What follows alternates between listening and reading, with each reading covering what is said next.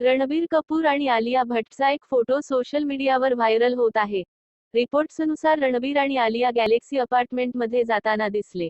या अपार्टमेंटमध्ये सलमान खान आपल्या कुटुंबासह राहतो. या फोटोंमध्ये सलमान रणबीर, आलियासोबत दिसत नाहीये. पण रणबीर आणि आलिया सलमानला भेटायला गेले होते असा दावा त्यांच्या जवळच्या व्यक्तीने केला आहे. काही दिवसांपूर्वी अनंत अंबानींच्या वाढदिवसाच्या पार्टीत सलमान ॲनिमल चित्रपटातील गाणे गाताना दिसला होता. वापरकर्त्यांची प्रतिक्रिया एका युजरने लिहिले, हे सलमानचे घर आहे. आरके रणबीर कपूर आणि आलिया 2 दिवसांपूर्वी तिथे गेले होते. अनेक वापरकर्त्यांनी विचारले, हे सलमान खानचे गॅलेक्सी अपार्टमेंट आहे का? दुसऱ्या युजरने लिहिले, ईदचा सण आहे. कदाचित ते हलीम शिजवत असतील. रेडिफवरील एका चाहत्याने मजा केली आणि म्हणाला, सलमान रामायणमध्ये मारीच, हरिण ची भूमिका साकारणार आहे.